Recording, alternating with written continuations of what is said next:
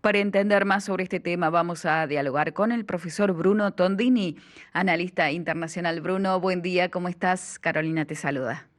Buen día, Carolina, a vos, a todos los televidentes, oyentes de la red de Radio María. Y bueno, aquí estamos para hablar nuevamente sobre un problema que es de siempre, que es el problema que vive Haití, fruto de décadas de postergaciones y demás, que bueno, hoy implosionó con esta crisis política que vamos a analizar hoy.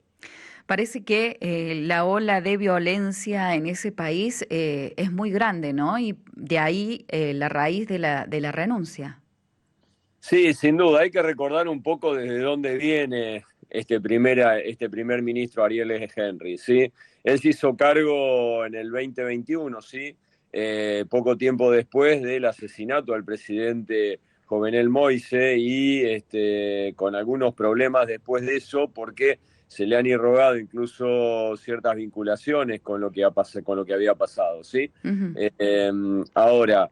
¿Qué pasó desde ese momento en adelante? Bueno, Haití justamente poco tiempo después del asesinato del presidente, de este magnicidio, no muy claramente entendido, porque ingresaron hasta la propia alcoba, llamémosle así, del presidente. O sea que allí hay que tener una conspiración bastante importante, no es que cualquiera puede llegar, Claro. ¿sí?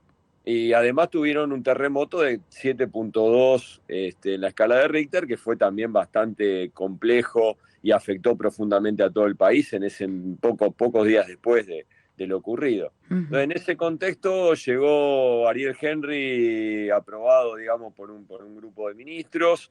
Eh, Estaba conduciendo hasta hace pocos días un gobierno interino. Lo que ocurre es que ¿por qué se produce esta crisis política? Y bueno, porque el muchacho se quiso quedar más tiempo del que había prometido. Ahí Ajá. tiene el problema. Entonces, lamentablemente las bandas criminales que azotan y es un flagelo para toda América Latina, ¿sí? Lo estamos viendo en estos últimos días, Sí. tienen muchísimo poder en Haití.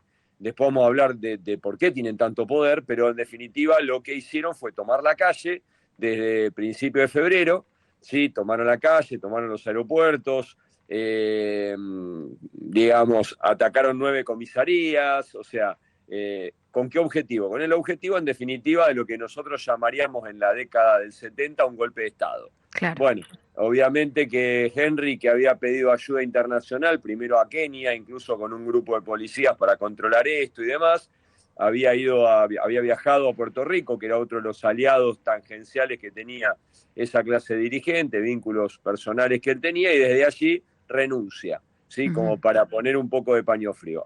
Así continúa la crisis en Haití, podemos decir. ¿Por qué decías el poder que tiene este grupo, digamos, de terroristas? En realidad, a ver, el tema es el siguiente, hay que entender Haití como es, porque ese es el grave problema. Vamos a arrancar con un ejemplito de una vieja serie norteamericana de cuando yo era adolescente, MacGyver, que decía que había solamente 20 teléfonos en la década del 80 y que todo era, la sociedad haitiana estaba gobernada en cierta forma por ciertos cultos esotéricos. Sí, Ajá.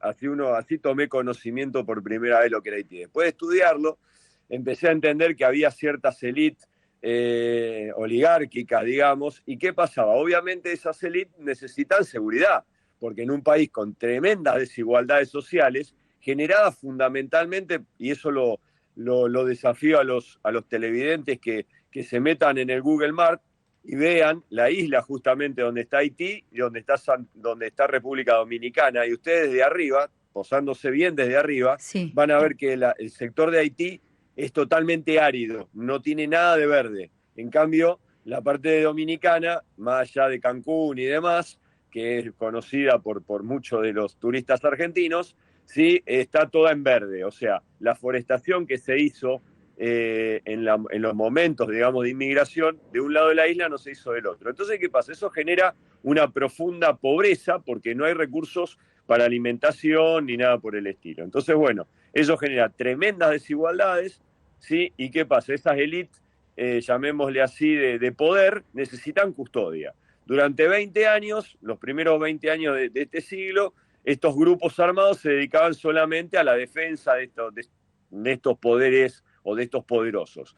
En los últimos años se han, digamos, independizado. Y bueno, esa independencia que tienen hoy, esa autonomía que tienen hoy, le está dando la posibilidad de imponer un gobierno. Y bueno, Ujú. y ese es el grave problema que tenemos con las bandas criminales en Haití, porque bueno, están empezando a participar de algo que el mundo va a tener que empezar a ver con un poquito de atención, que es la organización criminal transnacional, que ha habido un tratado internacional en su momento, en el 2000, la Convención de Palermo, pero que el tema a veces no se toma con la seriedad que se tiene que tomar en el ámbito, digámoslo, en los distintos estados, y bueno, ya hay una gran entente internacional del crimen organizado y va a haber que empezarla a mirar con un poquito más de atención. ¿Cómo seguirá este tema? Porque ante la renuncia ahora hay que nombrar a un nuevo primer ministro.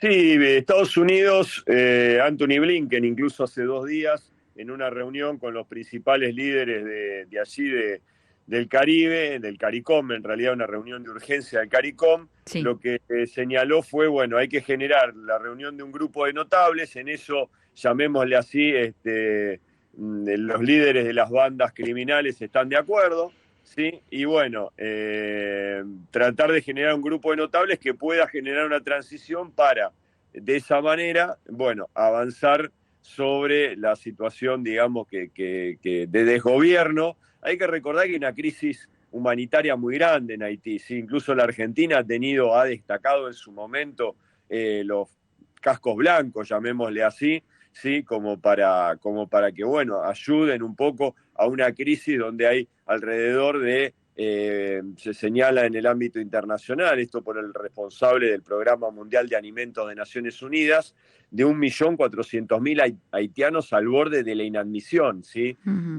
O sea, realmente con una crisis alimenticia muy profunda.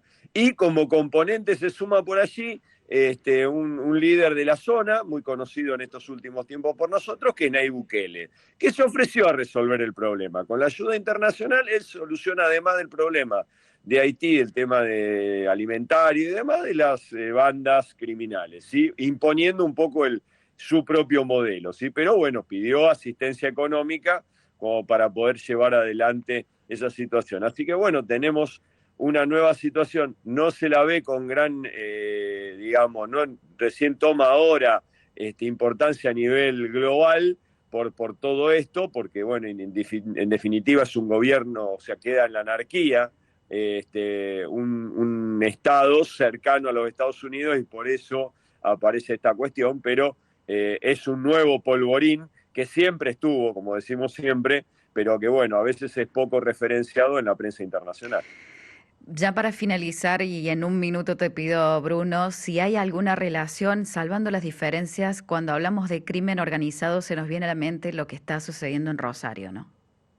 Sí, sin duda que tiene, o sea, a ver, señalaba dos conceptos muy rápidos. Primero que no hay que descartar la existencia de un ente o una entente del crimen organizado a nivel global. Sí, o sea, esto no es algo que, digamos, es la lucha por la ilegalidad, bandas y demás. Esto está organizado.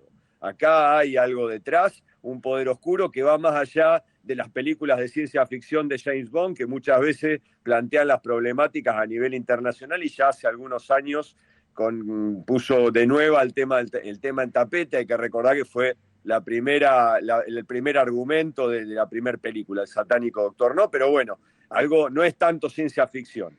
Segundo, hay que tener en cuenta que hay una problemática mundial de dónde, digamos, van los jóvenes y qué sentido tienen en este nuevo mundo, ¿sí? Y obviamente la posibilidad de sobrevivir con mejores condiciones de vida, aunque sean con una vida muy corta, que es la que garantiza, en definitiva, el crimen organizado, está haciendo fluir como una nueva cultura. Entonces Ujú. también se habla mucho de la batalla cultural. Bueno, la batalla cultural es esa, es cómo nuestros jóvenes quedan fuera del sistema y se meten dentro de un sistema que les da muy poca vida, digamos, un disfrute muy breve Ujú. y que generan graves problemas. Así que bueno, eso es un poco lo que hay que tener presente, o sea, todo eso se da obviamente en nuestro país, se da en la mayoría de los países de América Latina, ¿sí?